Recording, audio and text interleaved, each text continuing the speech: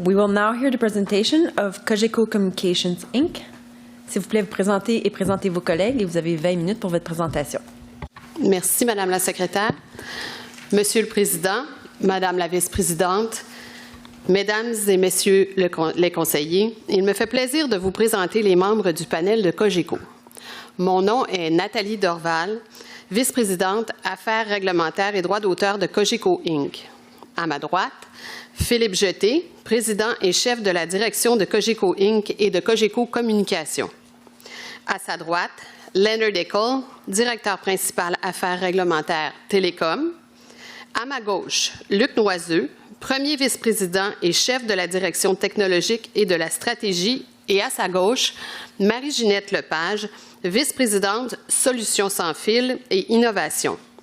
Directement derrière Marie-Ginette, Charles Filiatro, directeur principal Ingénierie sans fil, et à sa droite, Marc Carrier, directeur principal Initiatives stratégiques. À sa droite, Dr Tanvir Ahmed, associé et chef de file Économie et Finances Nordicity, et à sa droite, Dr Ritina Rana, gestionnaire Économie et Finances Nordicity. À sa droite, Zenia Veretelnik, directrice Affaires réglementaires Cogeco, et à sa droite, Simon Desrochers, conseiller principal Affaires réglementaires Cogeco. Philippe.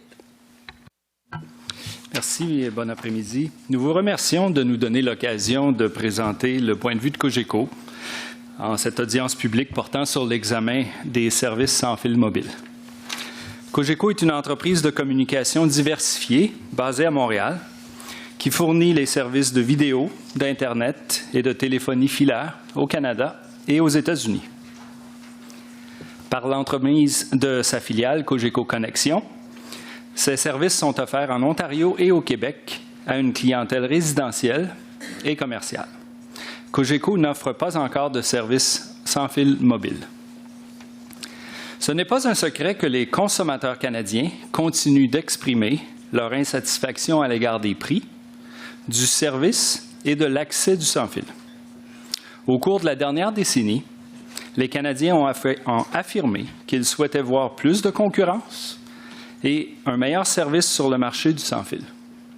C'est pourquoi Cogeco a présenté une proposition qui fera exactement cela, accroître la concurrence dans le marché de détail, plus spécifiquement dans les plus petites communautés régionales, encourager les investissements continus dans les installations de télécommunications, requérir une intervention réglementaire limitée dans le marché de gros et offrir plus de choix et une valeur améliorée aux consommateurs.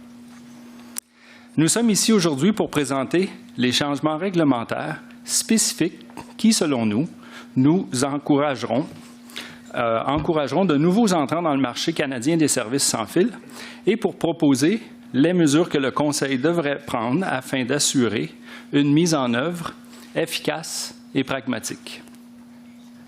Nous sommes heureux que le Conseil envisage de prendre des mesures pour répondre aux préoccupations des consommateurs en matière de services sans fil et nous vous félicitons d'avoir entrepris cette instance.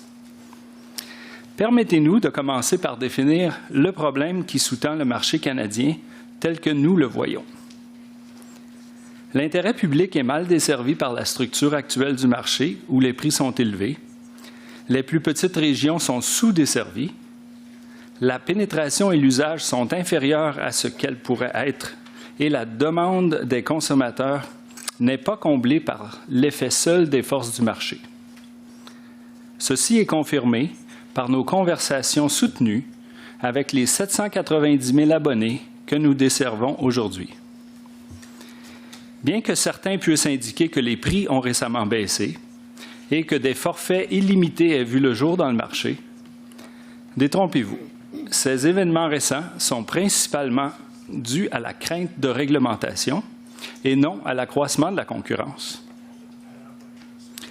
La présente instance a mené au dépôt de nombreuses observations et nous aimerions aborder brièvement celles déposées par le Bureau de la concurrence, considérant les nombreux aspects de leur analyse qui sont entièrement partagés par Cogeco.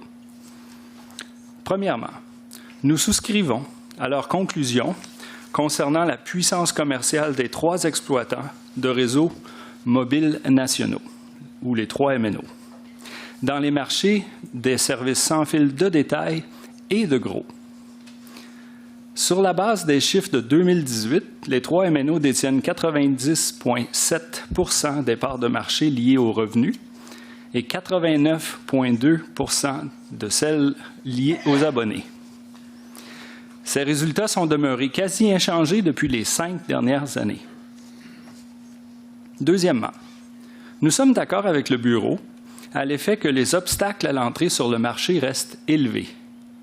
L'accès au spectre pour de nouveaux petits entrants régionaux n'est tout simplement pas possible. D'une part, il n'est pas rentable d'acquérir du spectre sur la base d'une structure d'enchères découpée par zone de niveau 2.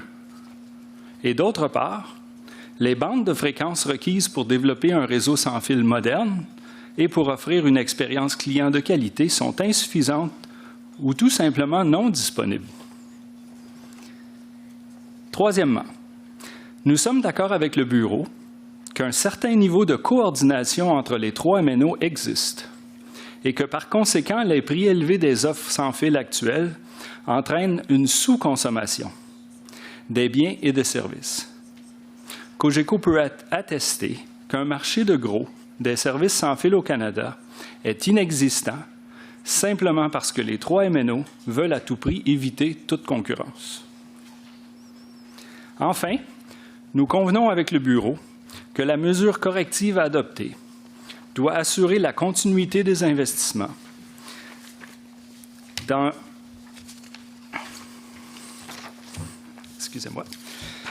les infrastructures de télécommunications, compte tenu des cycles rapides d'évolution technologique. Toutefois, Cogeco croit aussi fermement que tous les Canadiens méritent de bénéficier des avantages de la concurrence, y compris ceux qui vivent à l'extérieur des centres urbains densément peuplés.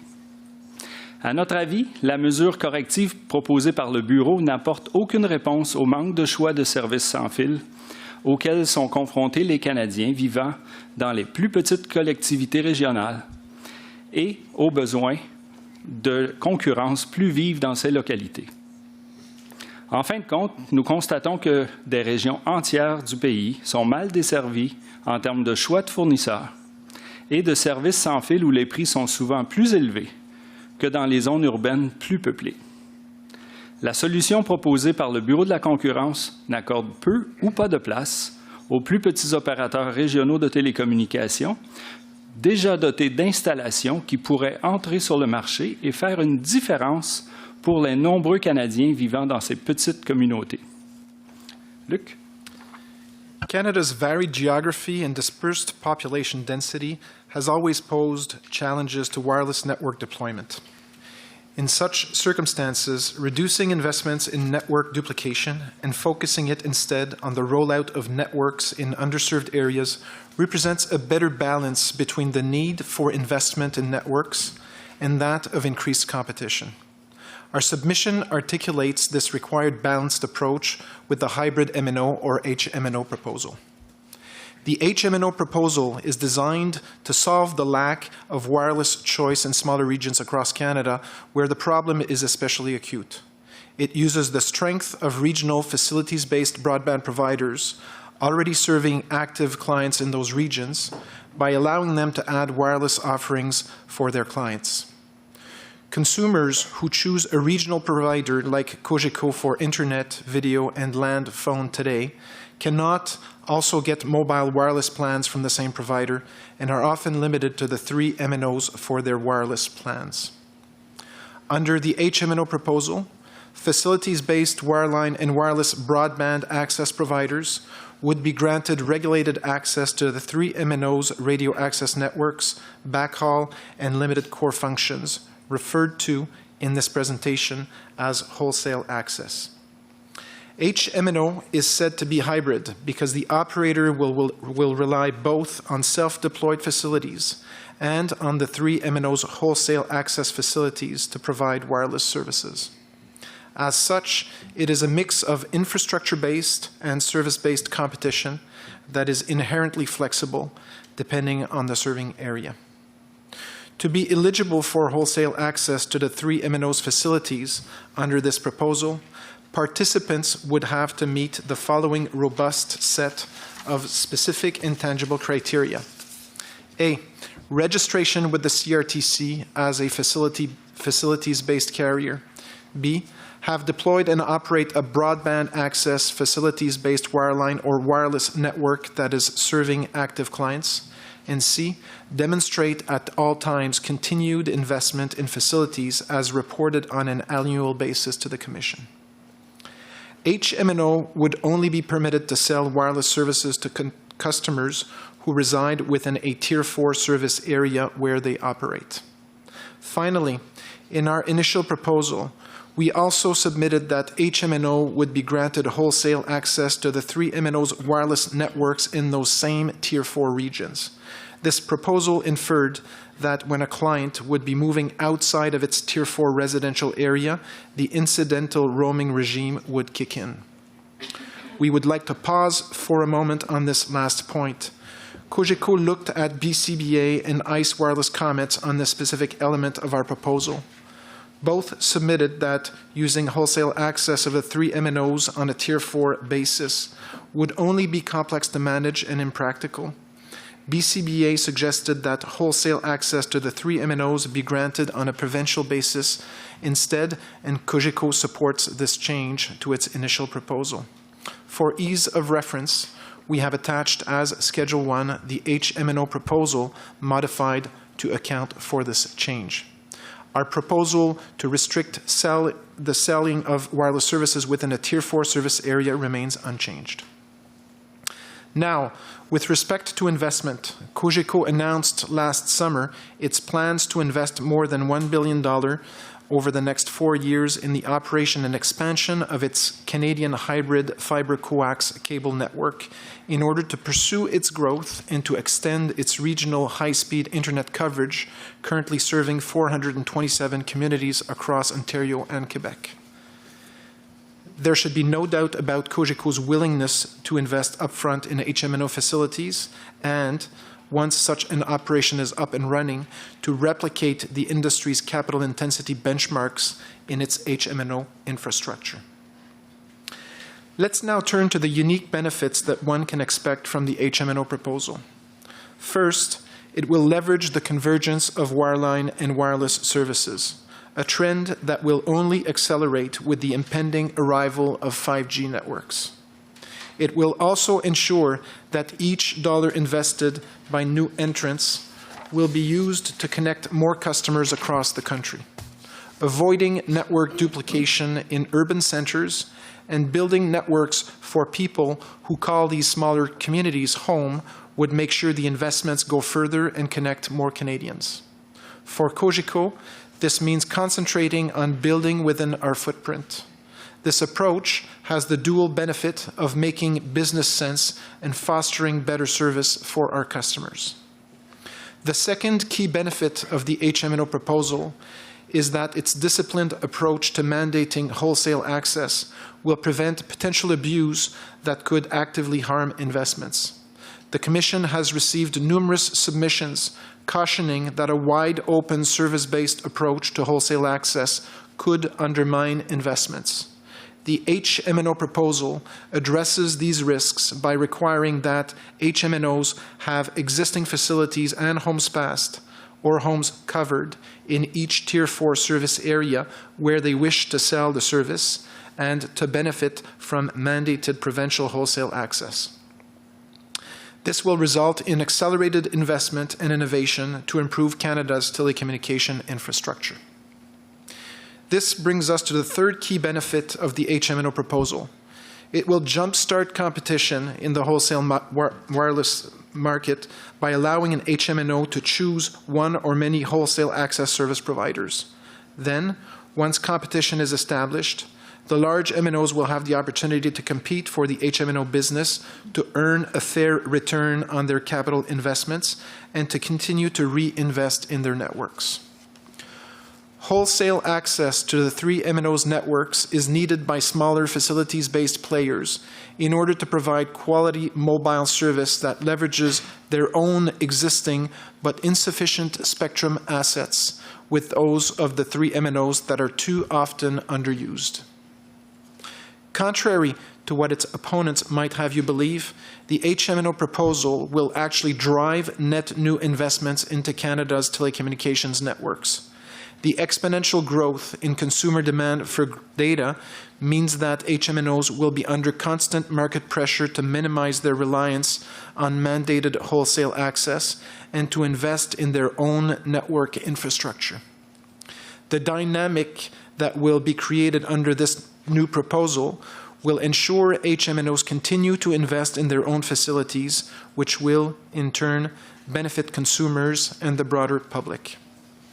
To summarize, the HMNO proposal will address key prohibitive barriers to entry into the mobile wireless market and create effective competition, thus increasing the product offerings and lowering prices for consumers.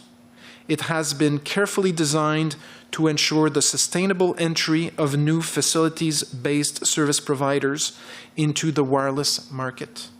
It would apply to a broad set of broadband providers, fixed, mobile, and wireline, should they wish to take advantage of this regime. Voici maintenant les étapes réglementaires qui permettront de concrétiser la proposition HMNO. En premier lieu, mandater les trois MNO à fournir un accès de gros provincial en faveur des HMNO éligibles. Un tel accès à leur réseau serait fourni dans les provinces où les HMNO desservent des clients actifs à l'intérieur d'une zone de niveau 4.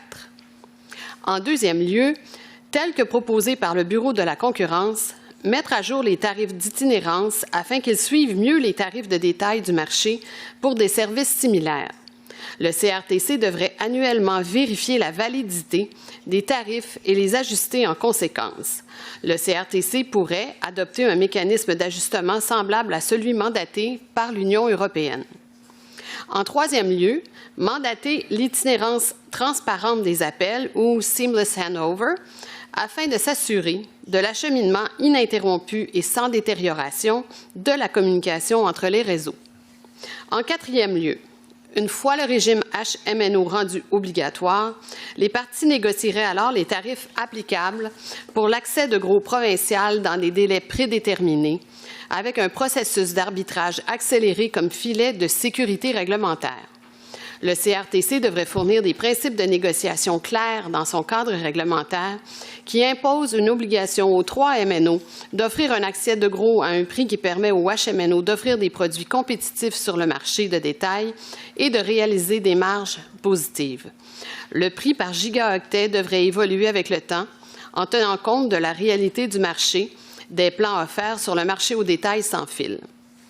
En dernier lieu, éviter l'élimination prédéterminée du régime jusqu'à ce qu'un processus d'examen confirme qu'il y a suffisamment de concurrence fondée sur les installations dans le marché, perturbant les prix et services sur une base continue. L'accès au spectre ayant toujours constitué une barrière à l'entrée qui risque de perdurer, l'accès de gros mandatés pourrait être une solution réglementaire à moyen ou même à long terme. Cela est particulièrement vrai en raison de la rareté du spectre, notamment dans les bandes de basse fréquence qui ne sont plus disponibles pour les petits opérateurs. Tous les éléments ci-dessus sont essentiels au succès de la proposition HMNO et plus encore à la qualité du service pour les Canadiens qui choisiront de plus petits fournisseurs régionaux pour leurs solutions sans fil. À cet effet, nous souhaitons porter à l'attention du Conseil que la proposition HMNO a déjà recueilli un large soutien.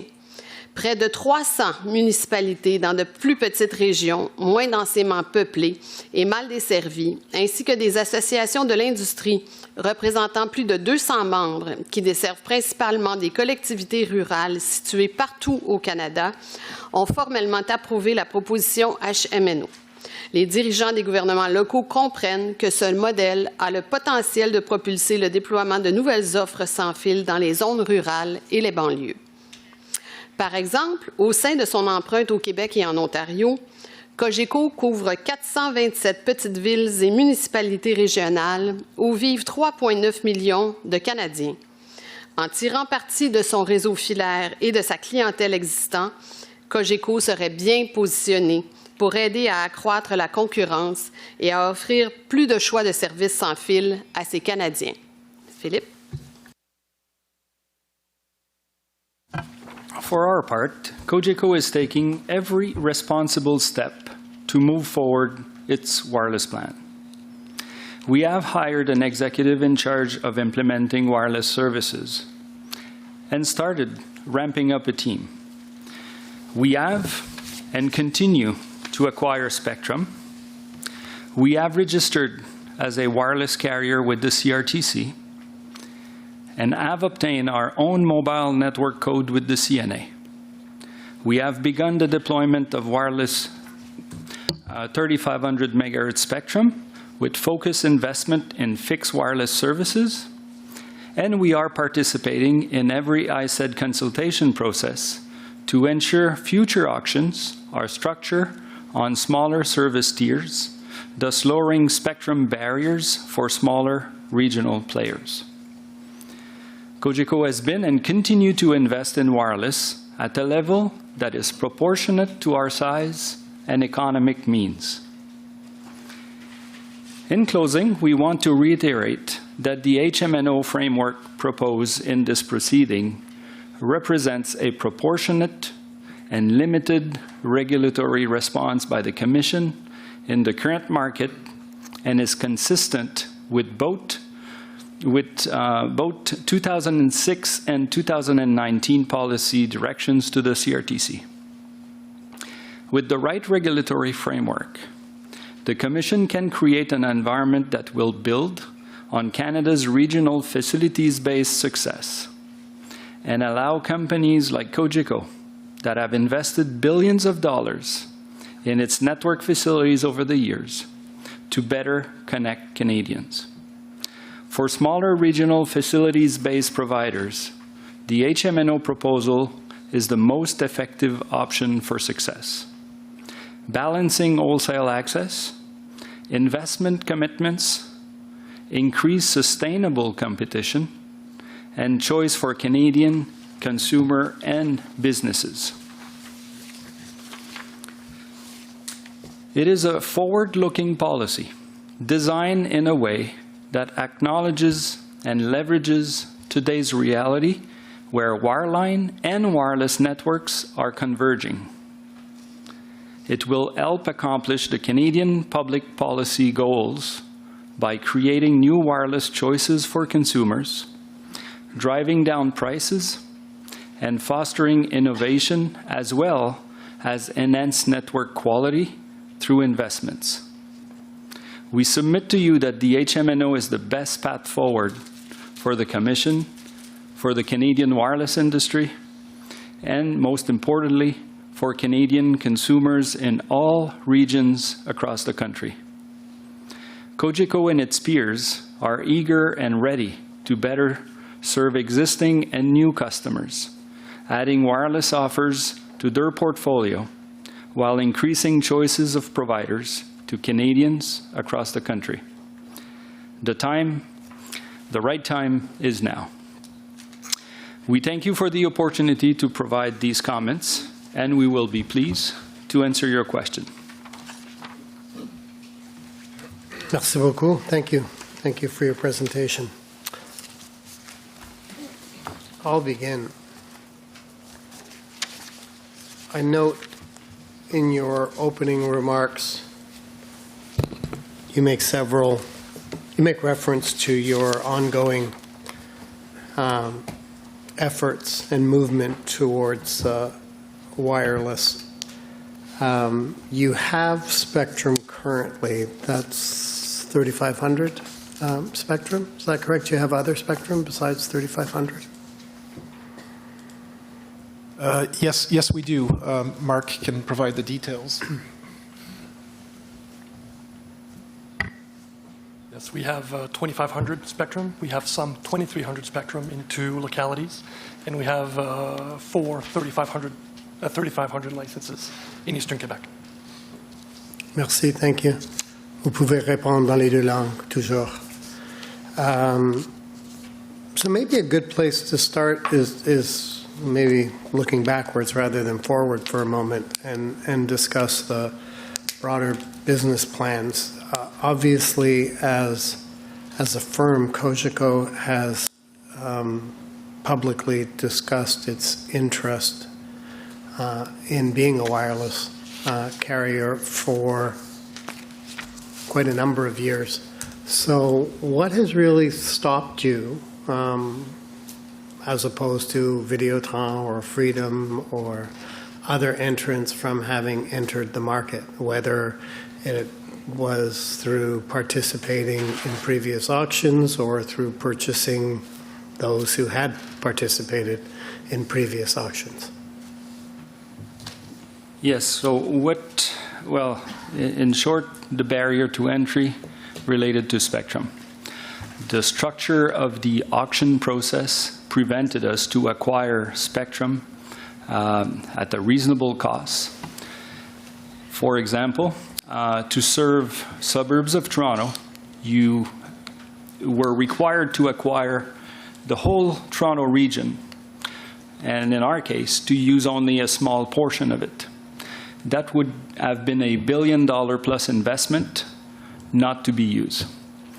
The business case has always been challenging, and the deployment of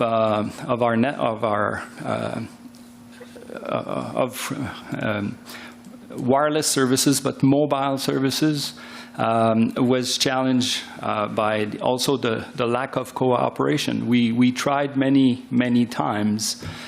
We are certainly one of the files in other larger players sitting on a desk somewhere where we'll get to that. That's my next question. Where we ask collaboration, we've asked to enter in different kinds of relationship to share networks or to get access, but was always turned down immediately. There was no way to open a dialogue with any large players.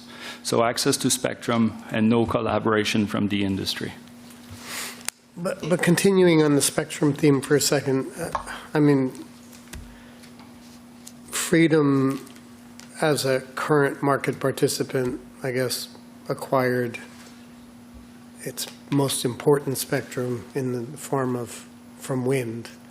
Other players such as Quebec or Videotron acquired spectrum, not just in Quebec, but in other places, Toronto, as I recall, and then that was sold.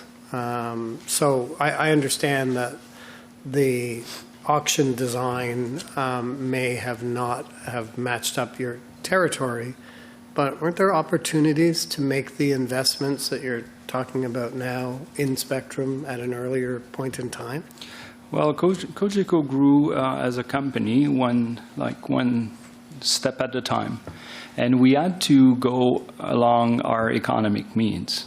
So it was simply not possible, given the size we had in the last 15 years as we ramp up our operations, to actually acquire large swaths of spectrum to park it or to hope to use it in future days.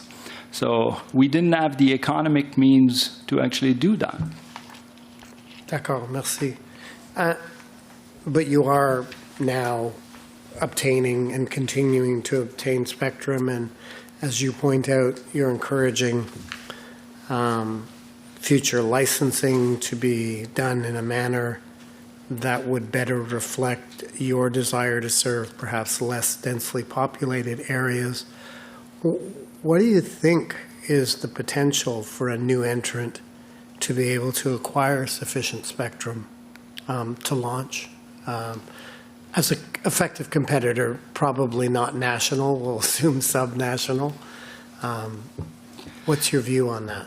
So, well, first I'd like to say that our ambitions are to serve where we have deployed network, because the convergence of wireless and wireline is key, is critical to the success of deploying a wireless operation. So now, where we have built networks, in some areas, it won't be possible to acquire all the spectrum we need, so quantity of spectrum, or the right band of spectrum. We need low band, mid band, and high bands of spectrum. The different combination available will have us have some spectrum and be able to build in some smaller areas. And that's why the HMNO proposal is based on also leasing capacity from large players. In areas where there won't be any spectrum in the short term, we won't be able to build. So we will lease capacity.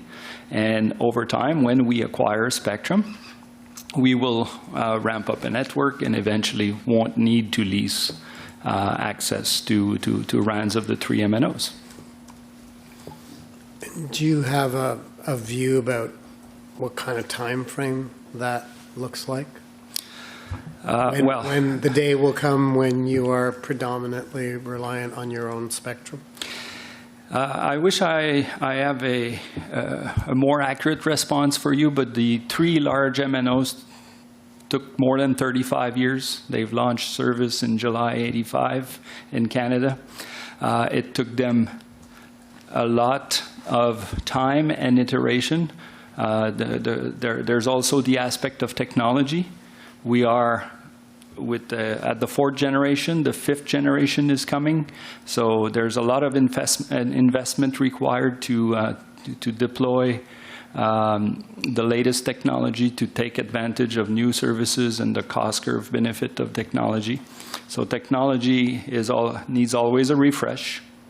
And the size of our network is very, very large. Just to give you an example, in Ontario and Quebec, from Sarnia to Gaspé, we serve a very large territory. Our network is almost 60,000 kilometers long. We serve in Ontario, if I could give you some numbers, 2,000 square kilometers. And in Quebec, another 2,000 square kilometers. So let's say we have 4,000 square kilometers of coverage to do. Toronto is only 600 kilometers. So for a new player to start in a very dense urban centers where there's a lot of population, a lot of revenue, and a much smaller footprint, it's faster. Our undertaking would need that we actually deploy a very significant large footprint. So it will take more time, it's more challenging, and with the different cycles of technology, there's always a catch-up to do, so it won't be fast. Understood. I regret to tell you, though, I know how long ago 1985 was. I think that's when I first went into government, so. So then let's talk about the other way of acquiring access, aside from spectrum. If you will, the next best thing to having your own network is using the network facilities of one of the established players. As you mentioned, you've had discussions seeking to negotiate an access arrangement of one kind or another to provide mobile wireless service. Can you tell me more about those negotiations, those processes?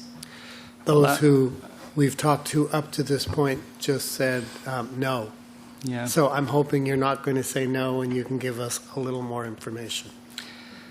Well, I wish we could call them negotiations or even conversation. They're very polite. They listen to our questions. They take requests, but the answers are not coming back. So we don't sense, and over time, we've tried in multiple occasions. We've also previously filed with the Commission written documents of our efforts, ongoing efforts to establish conversation that would lead to any kind of commercial negotiated agreement, but the other parties are simply not responding in a way where conducive to a commercial agreement. Can I probe just a little further? Not responding or not responding with terms that are acceptable to you? Is it really we just listen and then say next meeting next year, or are they engaged in a process but you're not close to an agreement? Well, we are not close to any agreement with any other with any of the three MNO. That's a certainty. We have to suggest different ideas, as they don't have a template, they don't have a framework, they are not proposing anything, but we can't really move any conversation forward with a commercial agreement. But just, again, if you can't provide details, I understand, but have your request been as a full MVNO everywhere? Has it been as some other type of limited MVNO, regionally limited to rural areas? I'm just trying to get a sense of what you have tried to negotiate. And you might guess my follow-on question is going to be, why do you think you haven't been able to make any progress? Well, we have tried numerous things. We have tried the full MVNO route. We were told no to this. Some things were presented to us. We were presented with the possibility of reselling the MNO product under the MNO name. We were also presented with the possibility of white labeling, but definitely nothing that would stir up competition, because if, the way we're looking at this, we would just be a new distribution channel for the MNOs.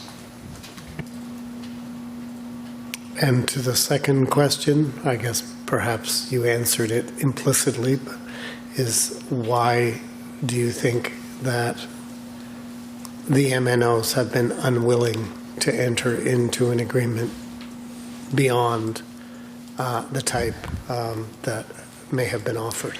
Well, from conversations that we've had, one of the assumptions that we can make is that there are some things in their rent sharing agreements that would prevent them to give us access to a MVNO agreement.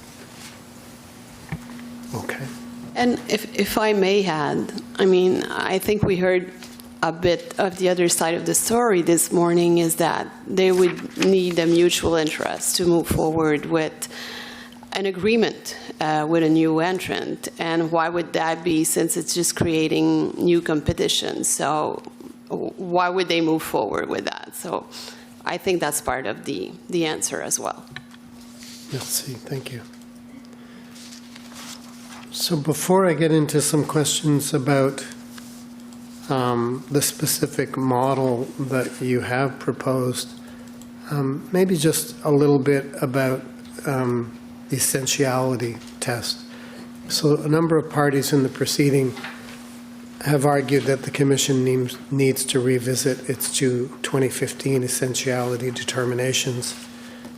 Currently, radio access is mandated on a national basis for wholesale roaming. Is the appropriate geographic market, in your view, for wholesale MVNO access also national, or do you see it as smaller? I think we heard a lot about the geographic market, especially yesterday. The Competition Bureau gave a broad view of it.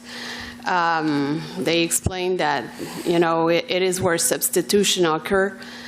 That being said, I don't think we will revisit this today in our answer, but as you have said, this commission has said in 2015, the geographic market was national at that time.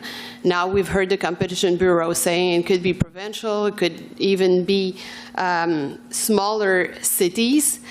So at that point, on a practical perspective, what we think is that our, for example, HMNO model should be available nationally, but that HMNOs should be able to purchase it on a provincial basis. But in your view, in areas where the regional carriers, for example, have duplicated radio access network, does that decrease the likelihood of further entry? Is that going to be it? Will there, in your view? I think we heard a lot about that also. I think we got to be careful with this new regional player that has entered the market. And yesterday I was listening to the Competition Bureau saying, for example, that in 2014, Videotron had 10%, was covering with its wireless infrastructure 10% of the province of Quebec, and that they had doubled that recently. So in their view, they would be around 20% today. And when we look at our footprint, which is in province of the Quebec, for example, we see that they are covering 4.7% of our footprint. So what you see is that these numbers, I think, are skewed to more urban area, and not as much to less densely populated region like where we operate. And I think, look, you. Yeah, I think Natalie was actually referring to market penetration in our footprint, not network coverage. Yeah, I'm sorry. So to your model, I guess the criticism or comment that I've seen from most parties is that under your proposal, there would only be minimal or targeted investment. One potential reading of your proposal is if you connect via wireline facilities to a single household in the Toronto Tier 4 area, you'd become eligible for MVNO access to millions, obviously, across the GTA. Is that an accurate description? Well, I think there's the duty to keep investing proportionately to revenues, future revenues. So we have not provided finer access criteria for the following reason: that there's a need to invest, and that those investments would need to be sustained over time. So there's nothing wrong with a person in a small community starting his business and gaining access to the national network in order to support its product portfolio, and then expanding from there. I understand, but just to be clear, but that is correct, though. It is correct. If you had access anywhere in the Toronto Tier 4. Well, I think we had a number of criteria. I mean, the first one was obviously being registered as a facilities-based operator, operating a network. I doubt that anyone would deploy a network and not put it to use. And the third one was the duty to continue investing. So I think, between these three criteria, we believe that there's enough guidelines, if you will, or guardrails to prevent for abusive use of our proposal. Understood, and we'll come back to some of the terms and conditions. I am just trying to balance the emphasis in your presentation on non-urban areas with this sort of obvious criticism that says if the proposal invites someone or yourselves to potentially invest a fairly limited amount in comparison to the existing players in order to get access to a very large urban market. Back to my example of you have the whole Toronto Tier 4 market. We have to look at this wireline and wireless networks together. So that would be my entry point, answering your question. There's a lot of investment that are needed in wires to make a wireless network works. And we are committed. We have been building very large wired broadband networks. We will put that in combination to future investment in wireless. All we're missing really is the wireless layer where we need spectrum, and that's in essence our proposal. Where we can get spectrum, we'll eventually build, but it won't happen very fast. We need time to do that and complement our broadband wireline networks.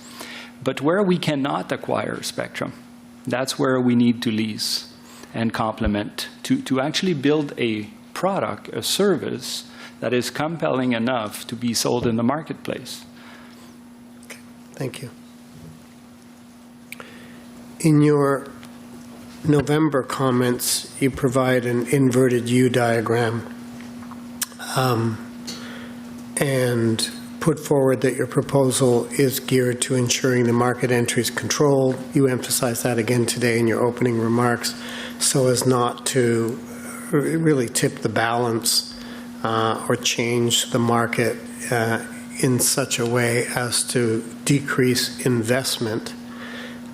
You probably heard Mr. Bibick's testimony and responses to us this morning. He obviously holds a very different view, suggests that any and all of the proposals, including yours, would have a fundamental impact on investment. I wonder if you could comment on that. Well, any investment is made on business case and strong business case. We need a lot of capital, and we need fair returns on those capitals.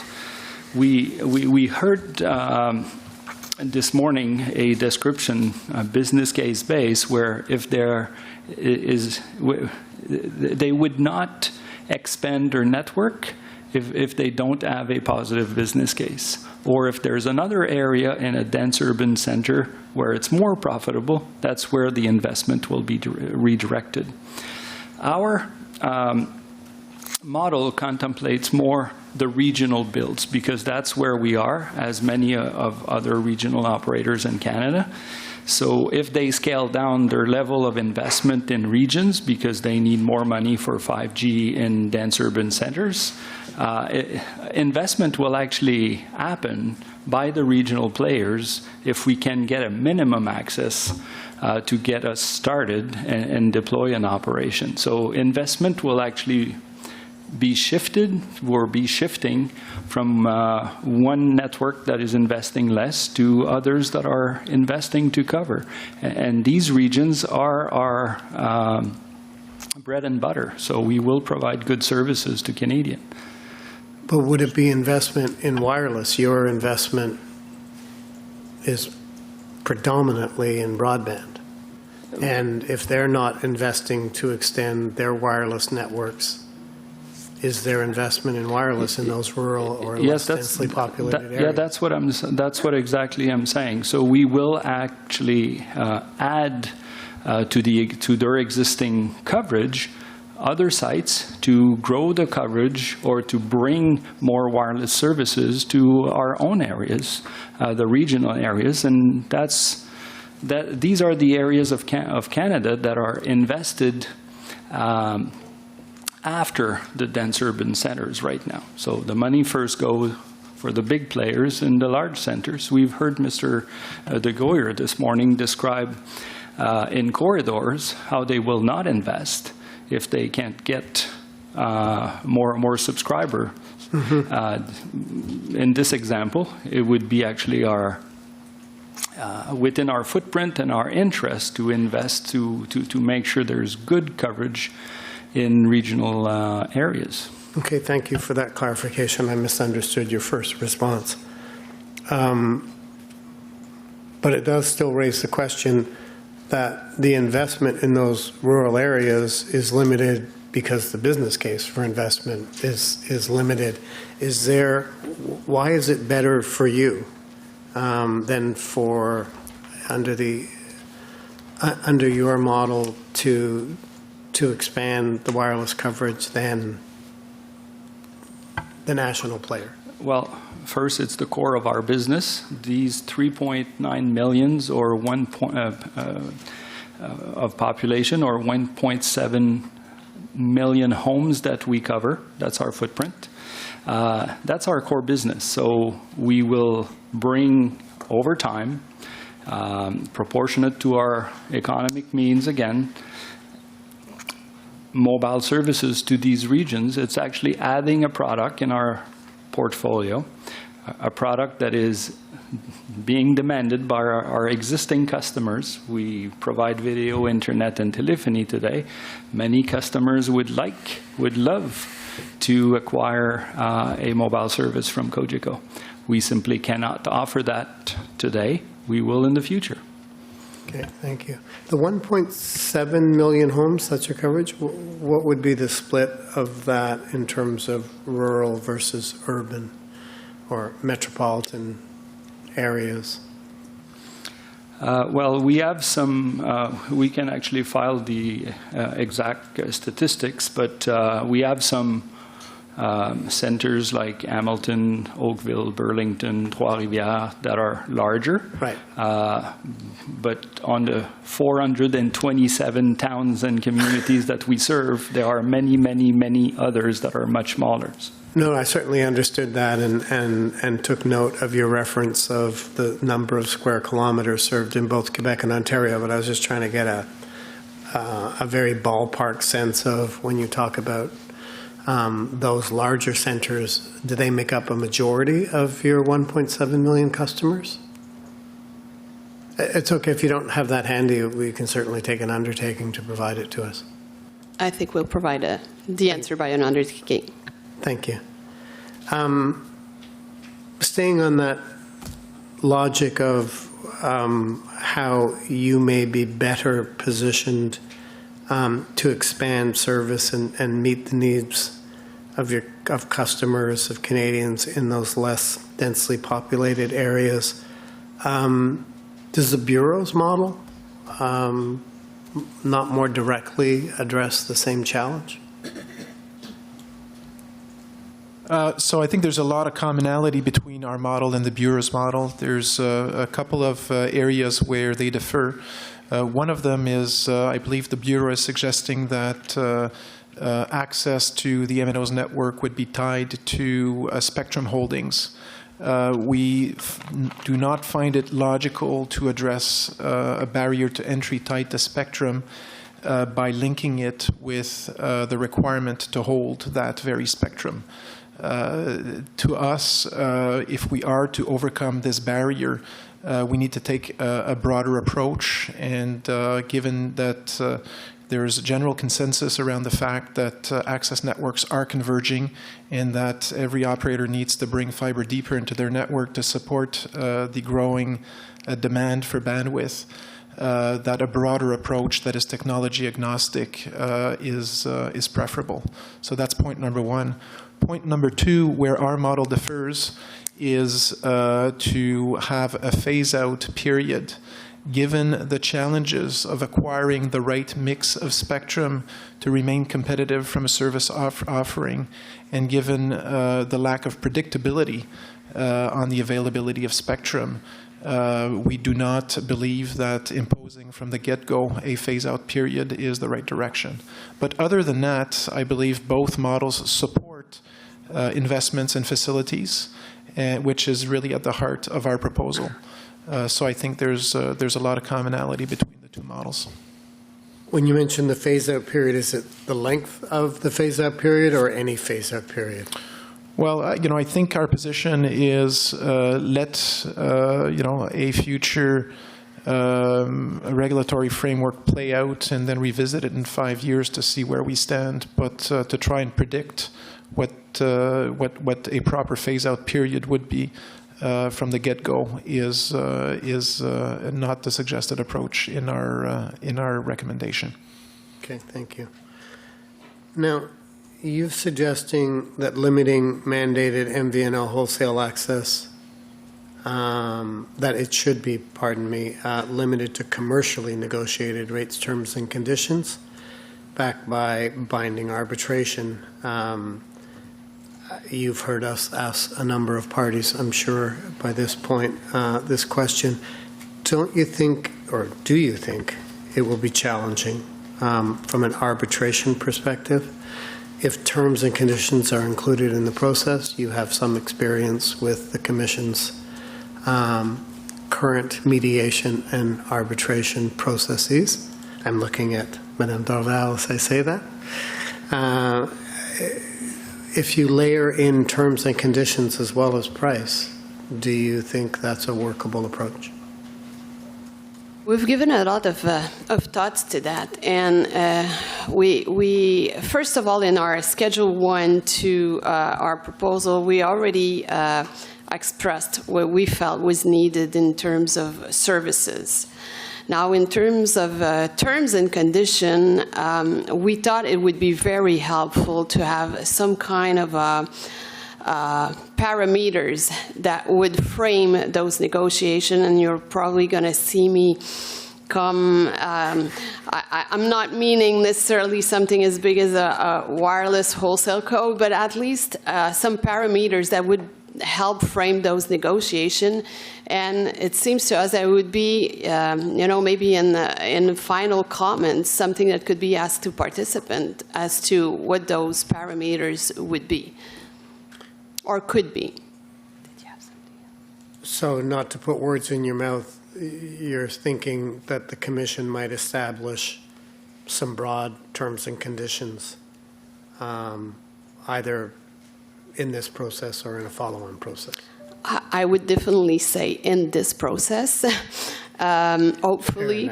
But, when we look at the broadcast side of the thing, what we have is not perfect. There's no perfect world, but it's certainly helpful to be able to have some guidance in terms of what are the terms or what range should the parties be looking to negotiate terms and conditions.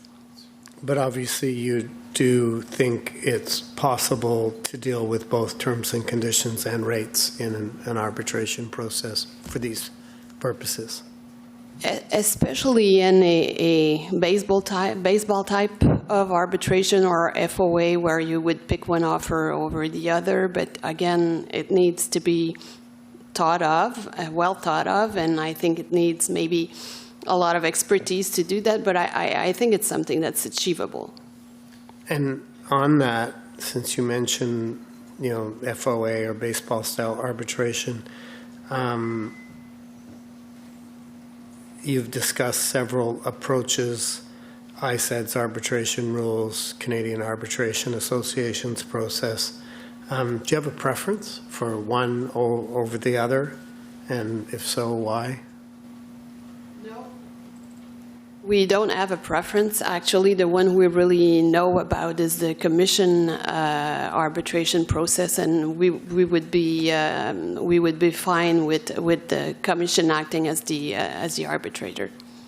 And do you think it would be necessary to change our processes in any fundamental way in order to deal with this issue or these issues?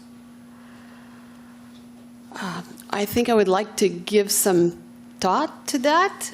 There's always a way that things can be improved. They are working actually as they are. So maybe my take on this would be maybe they could be improved, but certainly they are working.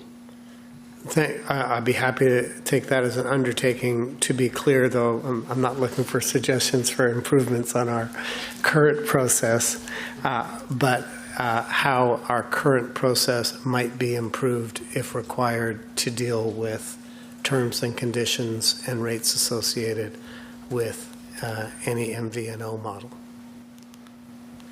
Not to close a door, I open. Yeah, I just wanted to go back and underscore one of Natalie's comments. I think it's very important for the Commission to provide guidelines as to how these negotiations should be undertaken by both parties, okay, to avoid, diverging positions from the get-go.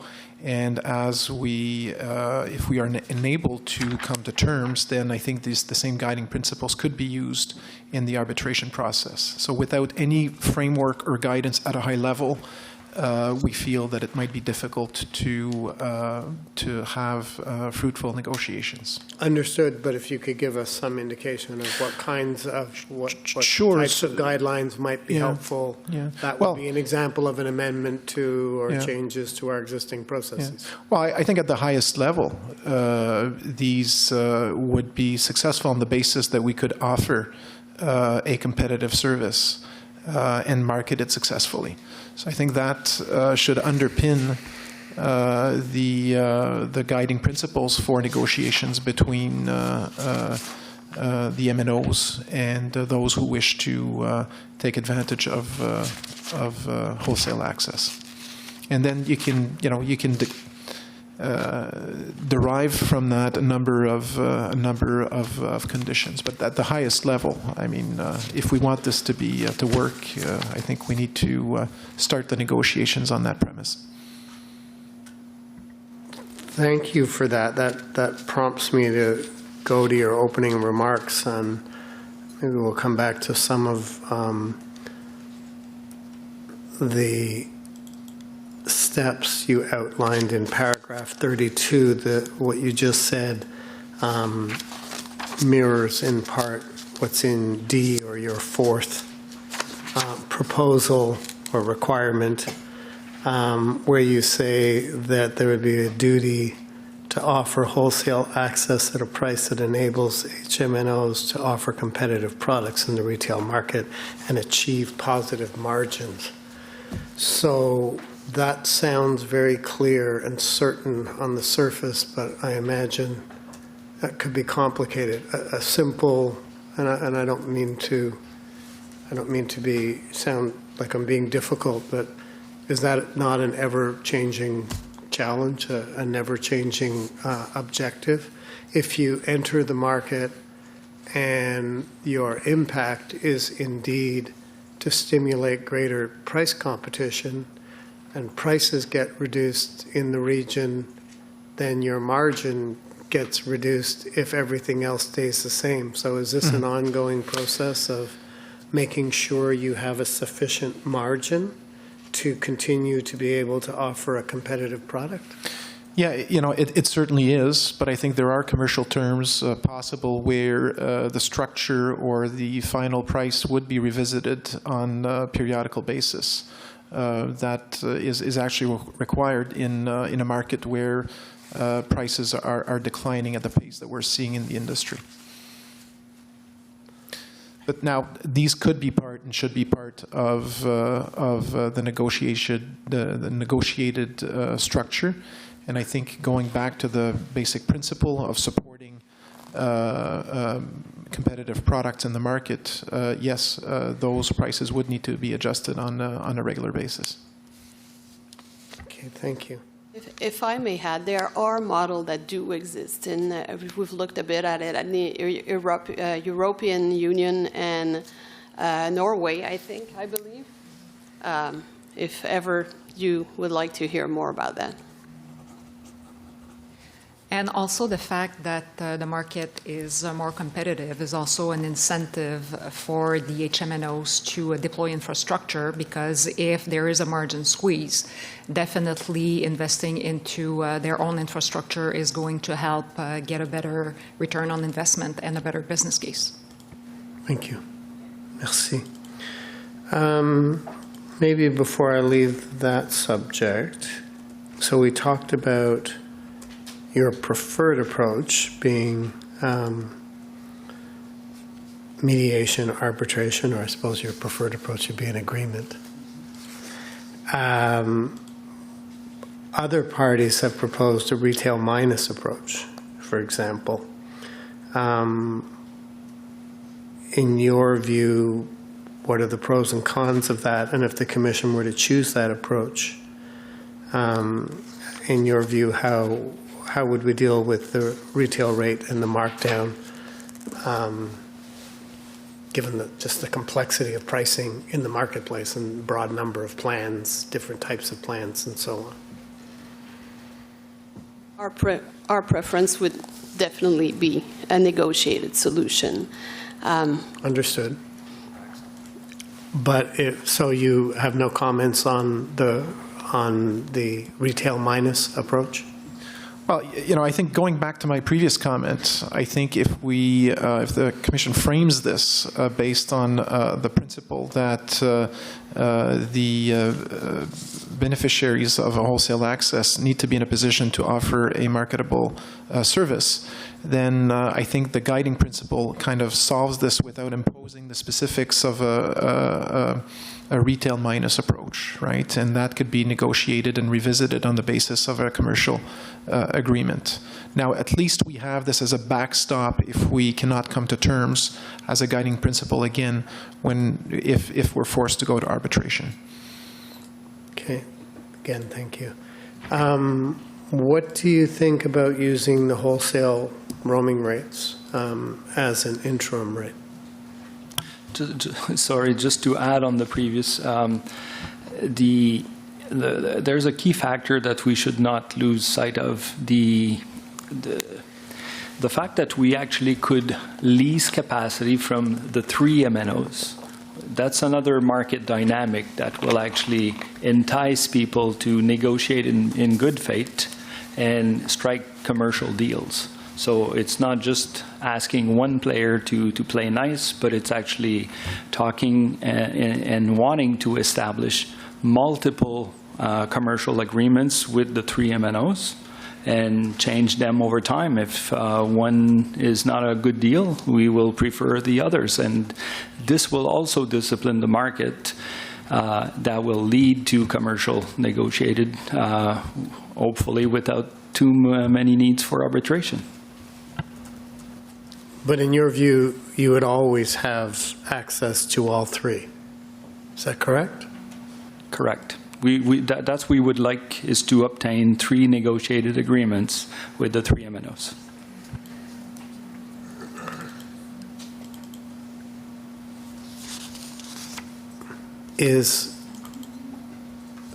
So sorry, I don't think you added that point. I'm not sure if you answered. I apologize. I missed it. Your thoughts about using wholesale roaming rates as an interim rate? If you responded, I apologize. No, I did not respond to that. I don't think we did. But I mean, the current rates that we're seeing, and honestly, the speed at which it is possible, to come to terms on new rates is not compatible with the dynamics of the market today. So, based on that, we do not support using current rates as an entry point for wholesale wireless. And what do you propose as a starting point? Well, I think we've basically proposed negotiated rates on the basis of a principle that is anchored in our ability to offer competitive services compared to what the MNOs are offering. I mean, I think the logic here is, while you negotiate, is there an interim rate, and what basis would we use for it?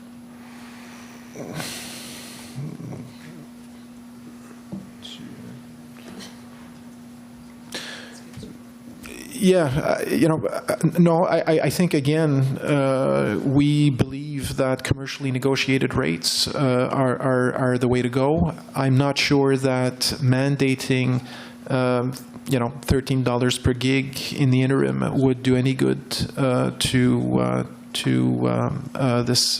this file. Okay, thank you.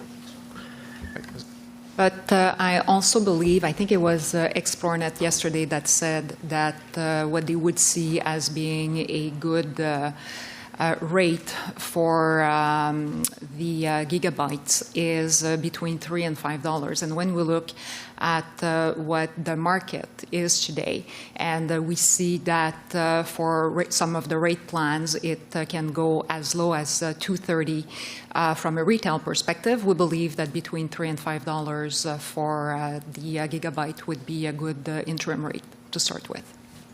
Thank you. You've also proposed that wholesale MVNO access be contingent on the HMNO meeting network investment targets in order to continue to be eligible. you suggest that they be based on a 5-year rolling average CapEx. Can you propose any mechanism that would serve to ensure the captured investments are above and beyond those that a service provider would nevertheless make in the normal course of business? Well, I think in the normal course of business, again, companies it needs to make a fair and reasonable return, and we track capital intensity ratio. I think that's the best metric where you can actually follow how players are investing, but it's also a key parameter in our business modeling and business cases to see how much we can actually afford in terms of capital investment to create a reasonable return in the end. So CI ratios are, to me, the best KPI to monitor and make sure that we are, one is in line with the industry, and it's in the interests of the HMNO model that actually players invest to reduce their costs and better the business case. But again, proportionate to their means. It should not be expected that one will actually deploy a huge capital amount that they don't have upfront simply because they don't have the money or they can't make a return on it.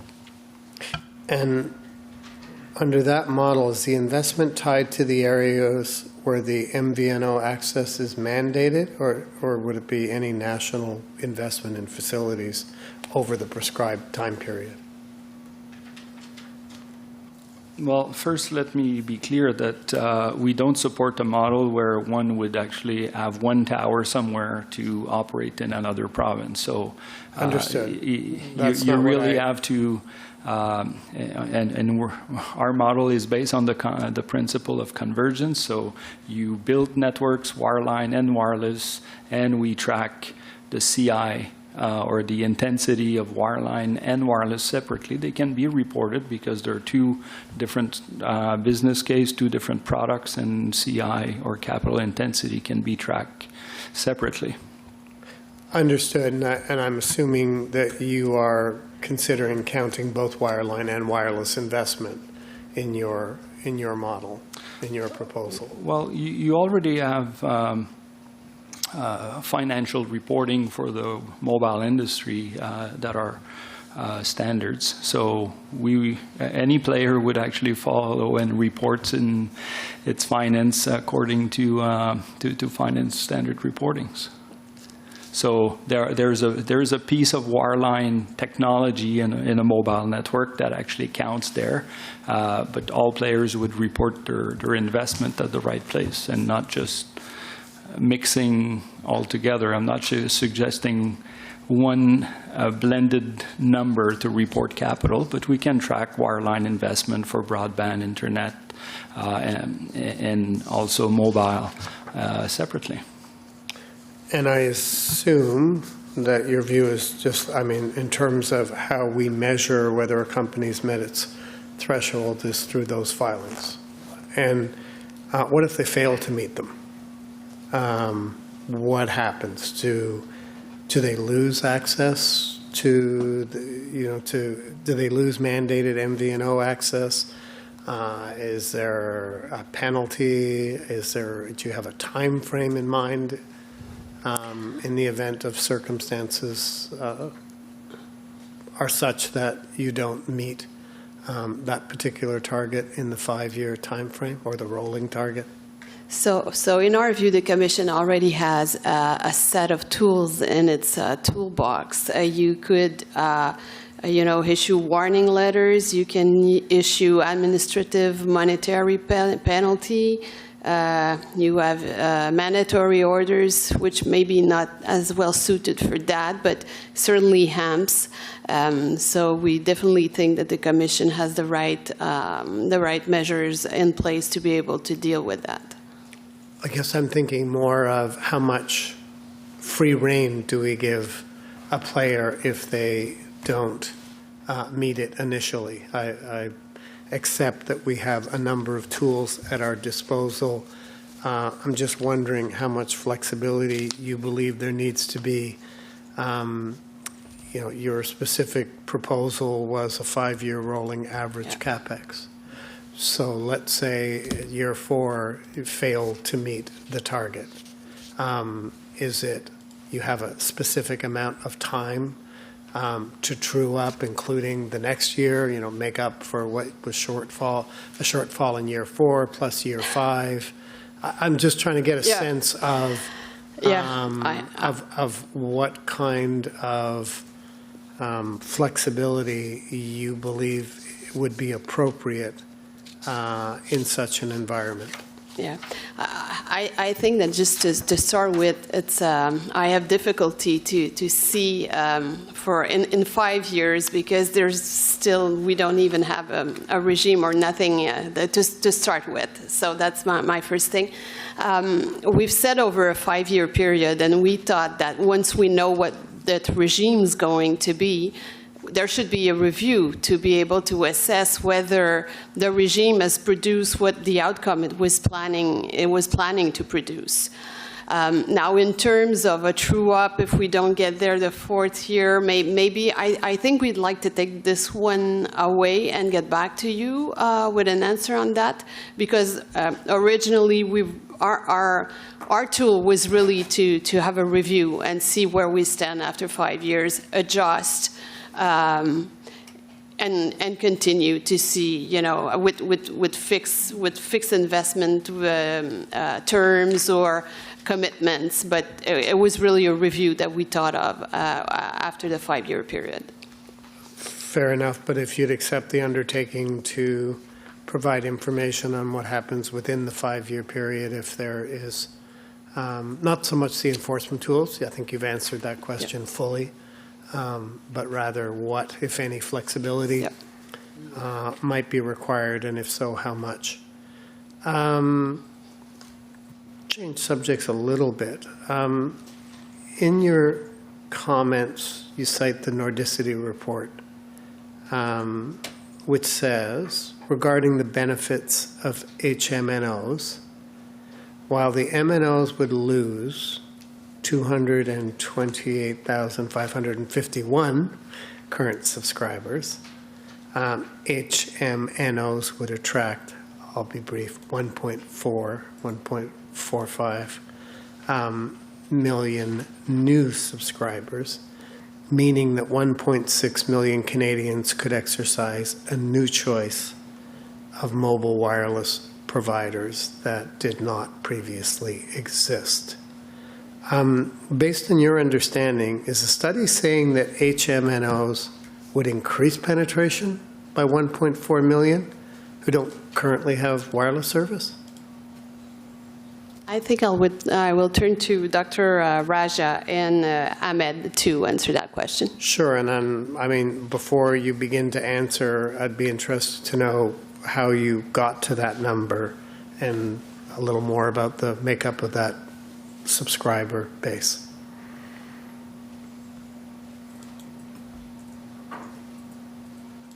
So it's extrapolation of the Cogeco's business case getting into an HMNO wireless, under HMNO framework for a wireless business. So in Cogeco's territory, they expect to acquire some customers, and because of the lower prices that we anticipate that there will be more subscription, and they will also get some customers from the other operators, existing operators. And then we extrapolated that across Canada for all the different regions. So it's a mix of increased penetration and, if you will, churn customers, or will increase by 1.4 million in your analysis? So there will be a net increase. A net increase. Yeah. That's the net increase. And that's extrapolated based on looking at across Canada. And how do you look at outside of Cogeco territory? So, for example, if Cogeco territory represents, I'm just using hypothetical numbers, 1/3 of the Canadian subscriber base, then we just extrapolated that to the entire Canada. Okay. So there's no specific area or other demographic characteristics associated with the increase. It's just extrapolated on the basis of because number of total customers in those areas. We did not have enough data to go into the specific areas and regions. And secondly, HMNO framework, I think we believe that it will allow other players also to get under this framework. So it will, like the market will evolve, so it will be the similar trend in most of the other parts of Canada. Now, I think you may have answered the following question, at least in part, but I'll ask it again so you can bring your response together. The Bureau's suggestion that regional disruptors should be granted time-limited access is inconsistent with your approach. As you've said, there's it wouldn't make sense, or there's a disconnect between the two.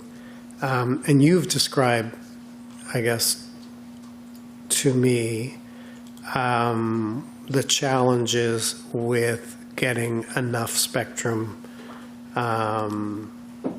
absent your proposed model or some form of MVNO model.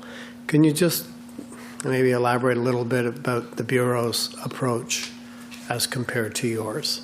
You mentioned earlier that you saw two differences, but I just wouldn't mind asking you a second time the relative advantages, disadvantages you see of yours versus the Bureau's. And then, just so you can think about it for a second, I'll ask you about other MVNO models, but go ahead with the first part. I think we tried to use our experience as operators to propose a model that we thought could be implementable without too much complexity, and that would play out at least in a way that corresponds to our reading of the opportunity to procure what is required for full deployment. There's another reality, which is the business reality of basing investment decisions on business cases, as Philippe and others alluded to, which comes in the equation. So, as I think these two considerations need to frame the proposal to make sure that it's implementable and that it plays out as expected as it is deployed. And to my second part, so the question all regulators ask, what do you think of the other proposals? You've proposed specific limitations, but I would like to get your views on more general eligibility requirement for MVNO access. Are there other proposals that you would like to comment on? Well, I think in general, we are firm believers in facilities-based operations. We have a history of 60 years of operating networks. We believe that this is a long-term solution that remains the best. What we're really seeking to achieve here is lowering the barriers to entry so that we can level, to some extent, the playing field with national operators who have market power. Now, if you consider the other proposals on the spectrum, I think there was a comment this morning that a full opening of the network would be quite disruptive and perhaps a little bit unpredictable in terms of market impact. So this is not one that we support. And moving then on that spectrum, we believe our model strikes the right balance. The main reason being, again, technology convergence and opening up the proposal to a large enough array of size and types of operators that have in common the fact that they invest in their network and are facilities-based operators. Now, we find that the proposal from the Bureau would be hard to implement for the reasons that we stated. Number one is they go with the assumption that it is possible to acquire sufficient spectrum holdings in order to fully deploy in every region, which we don't find practical. Looking at upcoming spectrum auctions, I mean, it's really hard to predict when proper spectrum will become available and in what form ahead of time. So we disagree with their proposal because we don't believe that it's a practical constraint that the market would be enabled to meet in time. The other thing that we disagree with is restricting access to those holding spectrum alone. We think investments in fiber are equally qualified, in support of 5G. I think there was a comment this morning that both are actually required with the densification of networks. And so we would not discriminate between the types of technologies that meet the criteria to access wholesale rates. In your proposal, you may have answered this in your submissions, and if you did, I apologize. Are you proposing that you would be permitted to sell wholesale RAN access to others? This is not a priority for us, but definitely if this would be granted, it would be a nice to have, because we believe that we would be able to help other smaller HMNOs to launch more quickly into the market. But one of the things that we feel is necessary is for us to have the operational flexibility to be able to use third parties, such as, example, Syniverse for international roaming, and be able to interconnect with the partner MNO. And if it were a broader MVNO, not your model, would you have the same view about that it would be desirable for MVNOs to be able to resell access? Well, since we would have the platforms and, again, be able to help other MVNOs in that case to launch more quickly in the market, yes, we believe that this could be a nice to have as well. And if I may, yes. on this one, I think what we look at is actually to strike a balance between investment, between competition, between innovation, network quality, but also sustainability. And if we go full virtual only at the service level, like a pure MVNO model, we're going to miss several of these 5 criteria. So it's introducing quickly competition, but that competition could also disappear very quickly. It's not very sustainable. It's not building the infrastructure for Canadians that all Canadians deserve to have. So it's actually a balance of the 5 elements that we need to find here. And that's why we thought long and hard about our proposal. We call it hybrid. It's actually in the middle. I think it's striking this fair balance between the 5 elements of investment, competition, innovation, quality of networks, but also sustainability. Thank you. I understand. And when I ask questions, I understand your position and your preferred approach. But as my colleague experienced earlier, we like to ask about comments on even those proposals you don't necessarily support. Fully understand, and that's why I'm highlighting what's missing in the pure MVNO model. What about restrictions, for example, for machine-to-machine or Internet of Things applications? Well, our proposal is, it covers both residential and business customers, and we believe that both should be included.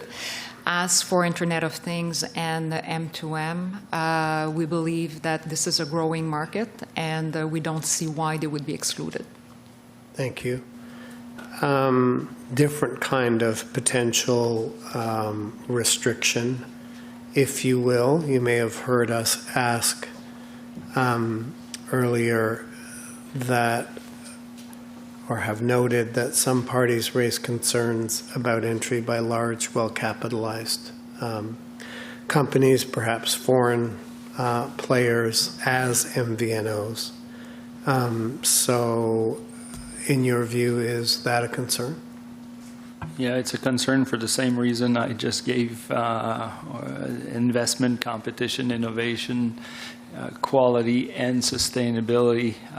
We feel that we would miss, like we would trade for quick competition, we would reduce the other elements of that equation, and sustainability is not guaranteed. Investment in networks are needed to fuel communications in Canada, and that won't be part of their model. Thank you. And do you have views about what might be the best way to address such a concern? Subscriber cap, a market cap? Any views in that regard? First of all, we do think that our proposal addressed in part this issue, because by requiring that you had active clients and a network in Canada to be eligible, well, that takes care of a part of the issue, and we would not be opposed to a market cap. Understood. I was assuming, as I mentioned, there are other options besides your preferred approach, so I was just in that context. Do you have any specific suggestions as to what the preferred approach would be, whether it would be a subscriber cap or a market cap or any other suggestion? If not, that's fine. We don't have other suggestion. Thanks.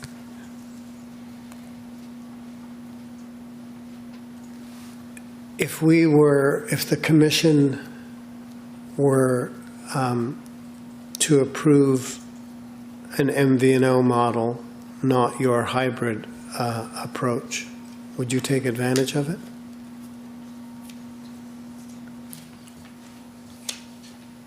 I think we would certainly take advantage in a way where we could continue investment in wireline and wireless, and our business modeling would not necessarily change. We would concentrate on our existing territory, make Canadian benefits in the 427 communities.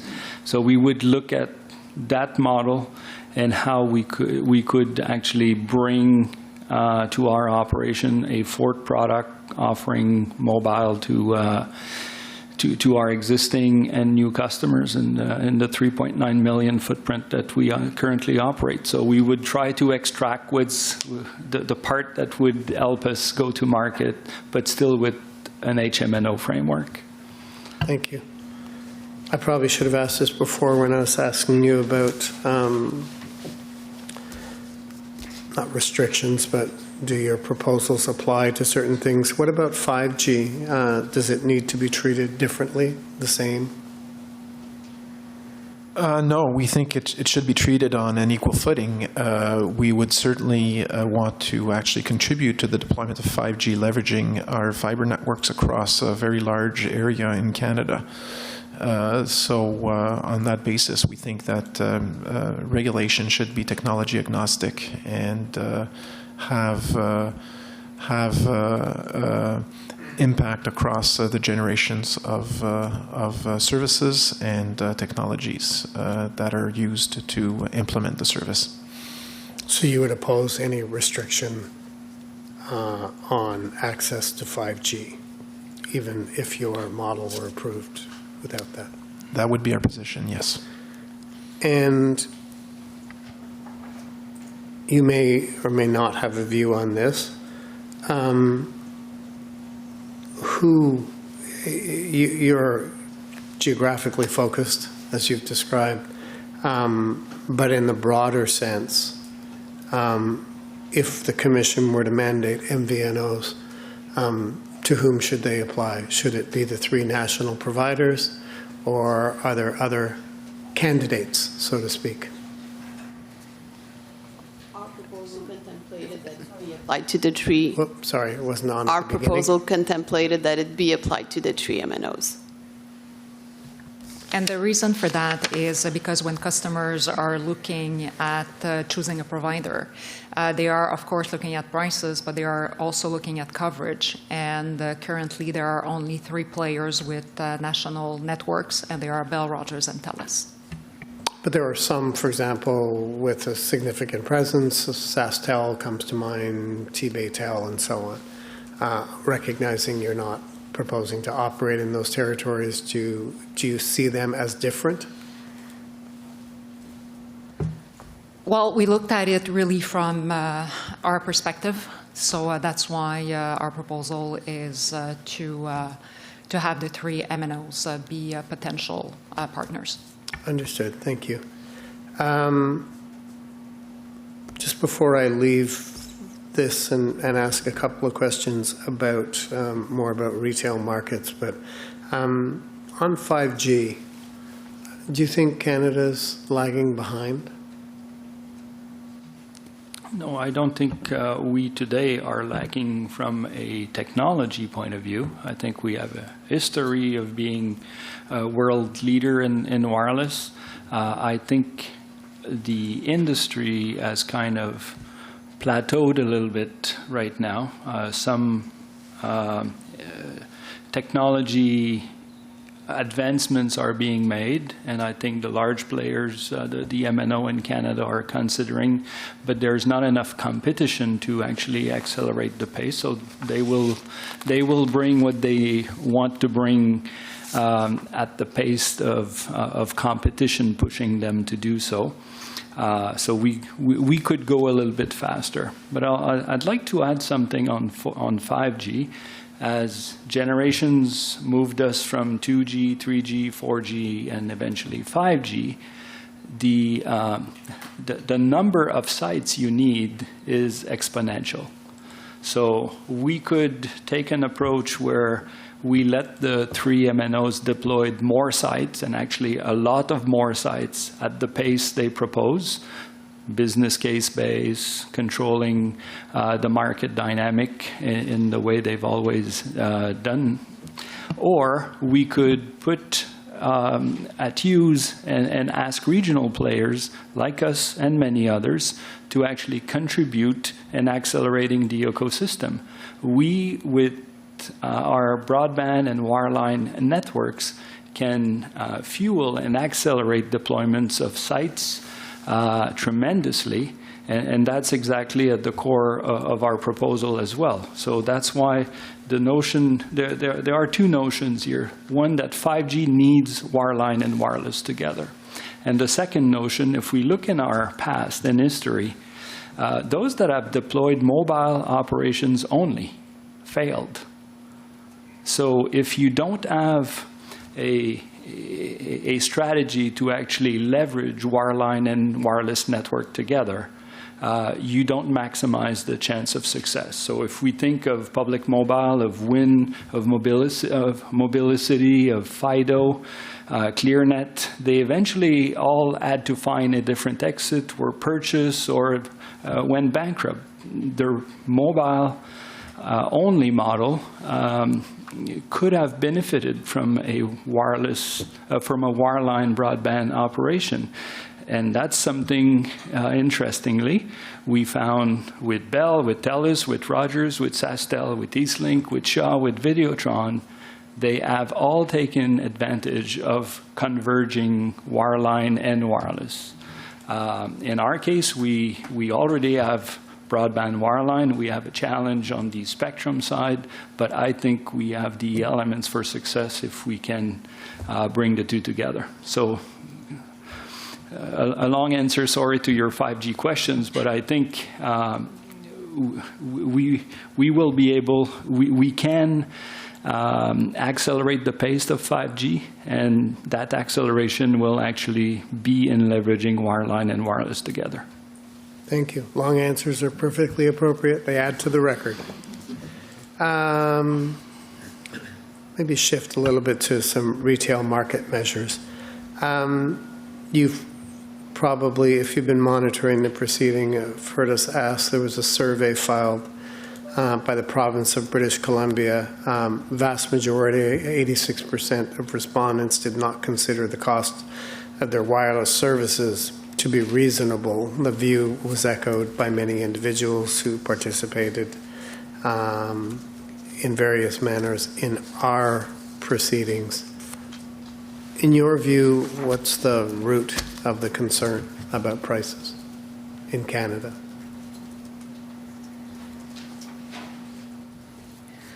Well, it is probably lack of competition, because if you don't have enough competition, then there is not a lot of innovation at the retail market.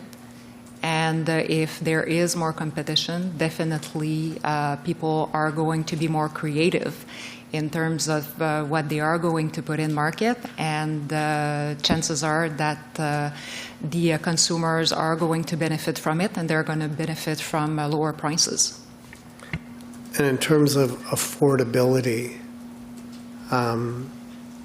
what are we to do to ensure that there are low-cost offers in the marketplace suitable for those on low or fixed income? So I think that's also where competition is useful when you have more players, and it was described this morning very well in the sense that costs are declining as a function of new technology being deployed. So if you have competitors in the marketplace that actually push you to innovate or to bring new technologies and lower your cost, your expense, and you can actually not only bring new features and new services to market, but you can also bring lower price because you do have a lower cost. So the competition is the only answer to a market that suffers with high prices. Sometimes governments and private sector go further. I'm sure you're aware of the Connecting Families initiative on the broadband side, where the carriers did come together and offer a service, and then working with government have been able to come up with an approach that certainly addressed a problem with respect to the affordability of broadband for a segment of Canadians of limited means. Could that work on the wireless side?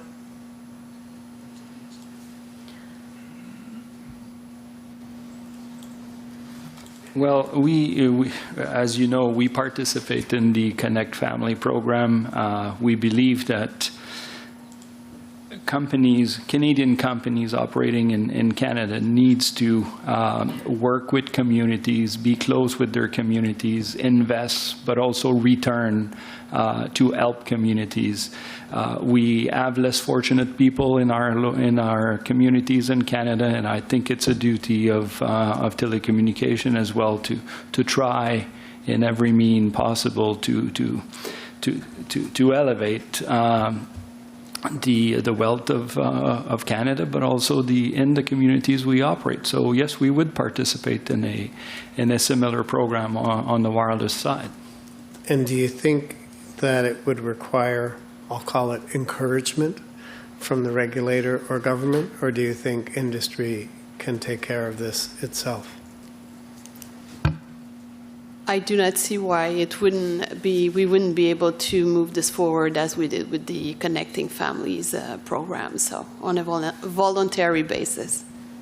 Thank you. Maybe last question from me.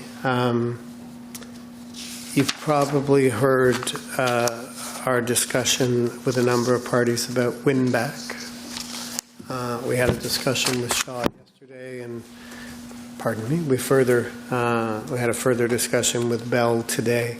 Do you have any views about recognizing you're not in that market space at the moment? Do you have any comments with respect to the need or concerns about win-back campaigns? Well, I think you've said it well, because we are not currently a wireless operator. This is not a situation that we have lived. But when we look at what Freedom was saying, for sure, this is something that we are sensitive to, because if there are aggressive win-back techniques, maybe this is something that should be looked into. Thank you. Members, other questions?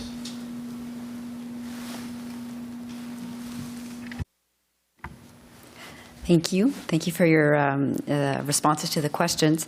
I want to go back to a comment that you made at the beginning of the questioning, and it was to the extent that the introduction of the unlimited wireless plans were a response to the fear of regulation, as opposed to a response to an increasingly competitive market.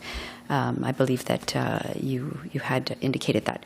Can you maybe expand on why you think that is the case? I think that we've seen in the past that because of market power in Canada, advantages or benefit for consumers have been sometimes hard to get to. We have seen that the data-only plans only came to birth because the regulator got into the question and forced it to happen. And this time around, it's just, I think we can see that there's a timing issue where these plans are coming, the unlimited plans are coming at a time that may make us feel a bit skeptical about the reason why they were implemented at that time. Fair enough. Thank you. If I may add to this, even when we look at the matrix study, for example, you will find that the matrix study from the Competition Bureau, you will find that there are regular promotions in the marketplace, and sometimes you have very good promotions lowering the price per gigabyte, but the average price or the average cost on a monthly basis to the consumers are not really changing in average. So they are directly influenced by market dynamics and local promotions, but these promotions have a start and an end date, and I don't think that more aggressive promotions that we saw recently in the market are foreign to the audience and the hearings that we have that we have today. So they sense the threat of competition coming, and they wanted to showcase some good promotions, but all these promotions have an end date, and the average price to consumers have not really lowered. Merci. Council, any questions? None. Thank you. Thank you. Thank you very much for your presentation, for your responses. I wish you a good afternoon. We'll take a 15-minute break, resume at just 4:06. Thank you. Thank you.